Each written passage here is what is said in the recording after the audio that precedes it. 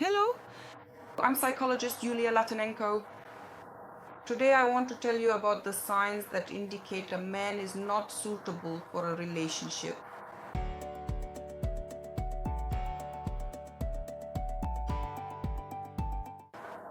If you haven't subscribed to my channel yet, please do so, give this video a like, and don't forget to comment. Have you ever met men like the ones that will be discussed in this video? And in first place, I believe that men with a low level of cultural and educational development are not suitable for relationships. Men who are not intellectually developed, who haven't read literature, who did poorly in school. These are men who will build primitive relationships with you. Of course, if you yourself are at that level, then maybe it will suit you.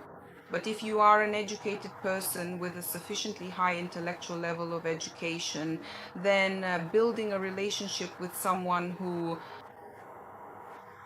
did poorly in school, to put it mildly, it will be difficult for you. This will affect all areas of life. The second sign I would like to mention is a man who has narcissistic traits in his character or is a narcissist. Such a man usually lectures a woman, devalues her, criticizes her, makes remarks, and gives unsolicited advice. At the same time, he rarely gives compliments. That is, he doesn't admire or elevate his partner in his own eyes. He doesn't see the good sides of her character or personality, but is more focused on the negative and looks for some negative traits. He is not satisfied with her, and so he constantly devalues her. He criticizes her. A man like this, of course, will have an inflated ego. He is unfit for a relationship. In fact, I'll go further and say he's a nightmare for relationships. Also, in third place on my list is a trait like low emotional intelligence. This means that the man doesn't understand his feelings and can't express them appropriately. He doesn't know how to talk about his feelings. So life with such a man will be emotionally poor and lacking in depth. He will only exchange some everyday information with you on a household level. Maybe such a man has good mental intelligence, but close relationships are also built on emotional intelligence.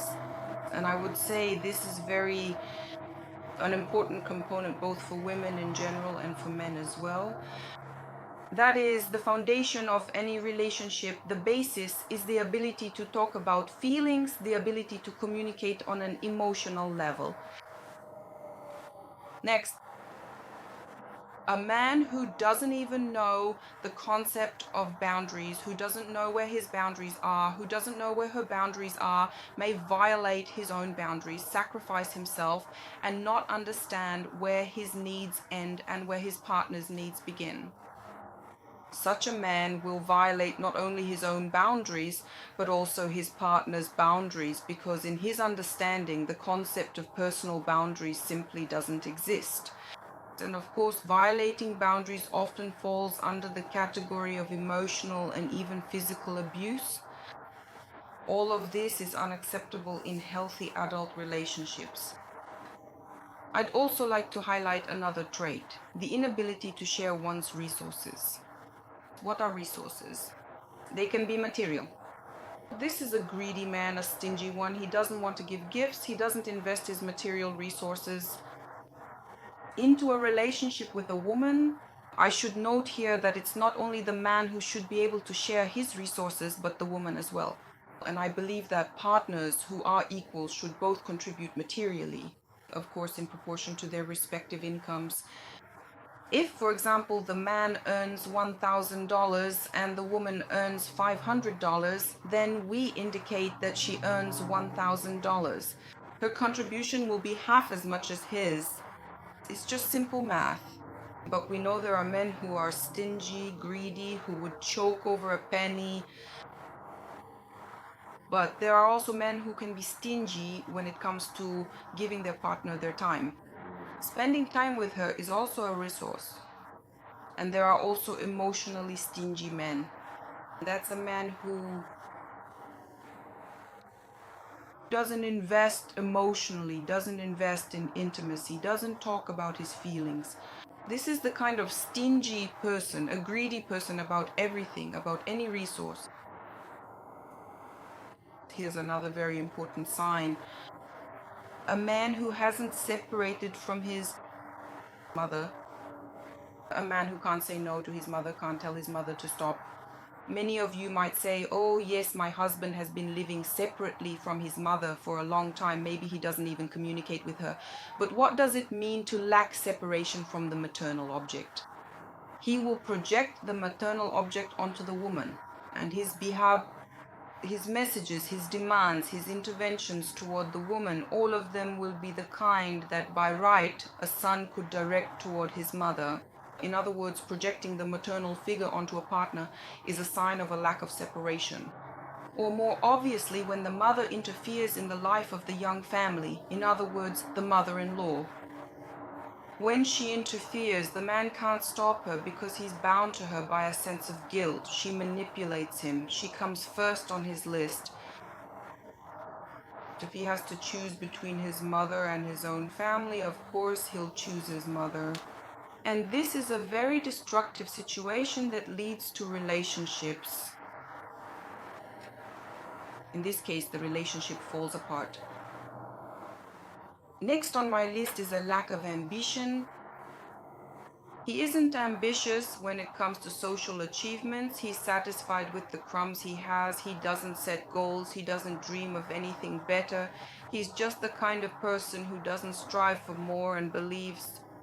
He sees himself as helpless and thinks, this will do, everything is fine as it is. So a man who isn't ambitious, who isn't focused on social achievements, will also tend to take on the role of a little son. Next we have a man who doesn't participate in household chores. No matter what you tell me, if the man just earns money and the woman takes care of him completely, handling the kids and all the household chores, sooner or later this will lead to a crisis in the family relationship. That's not a partnership. No matter how you look at it, both partners should work and equally participate in household tasks. I would say yes, for me the most wonderful relationships are when everything is done together. Whether it's making borscht, cleaning, doing things around the house, or tidying up. All of this is done together because they are partners. A man who thinks that this isn't a man's job is a man with such patriarchal stereotypes, the so-called domostroy mentality. And sooner or later, this will lead to an imbalance, to a distortion in the relationship, where the wife will end up taking on a lot of heavy household work that goes unnoticed, which usually isn't appreciated by such men. That's why this will lead to negative consequences. Next, the man is incapable of dialogue. He doesn't see his own responsibility. He doesn't share responsibility in critical or conflict situations. 50-50. He takes an outwardly accusatory stance. Everyone is to blame except for me. In other words, a person who doesn't take responsibility, that's a child, that's an immature man. Of course, there won't be any real dialogue with such a man. Any conversation will turn into, well, what about you? You do it too. Just look at yourself. So everything will be shifted onto the woman. Another thing, he's dissatisfied with life. Nothing is ever right for him. He's focused on the negative. That's also a sign of being unfit for a relationship. And to be frank, a man who is prone to cheating, such men should be left immediately and urgently.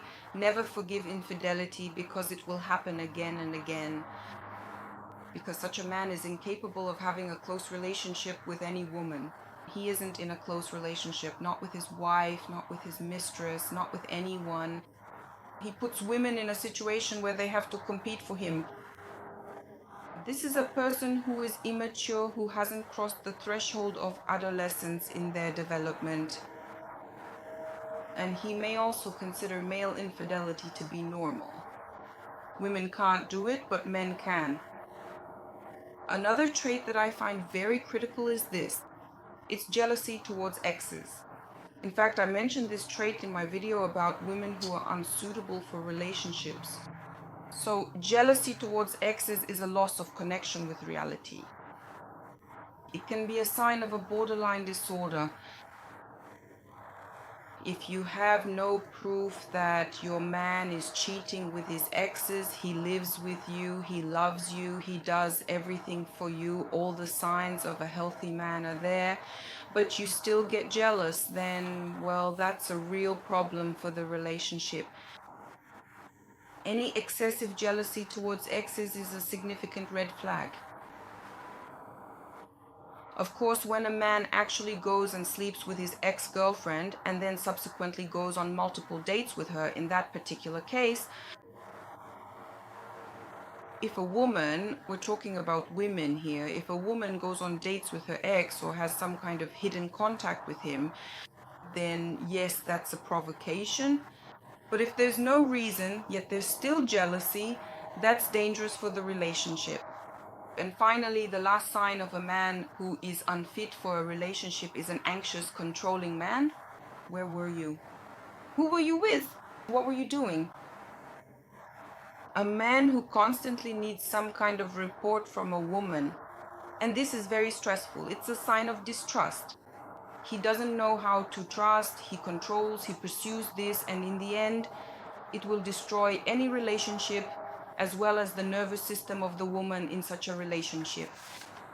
And as usual, at the end, I ask you, don't forget to subscribe to my YouTube channel and write comments that are more than 7 words long. This is very valuable. And don't forget to like this video if you find it useful and interesting.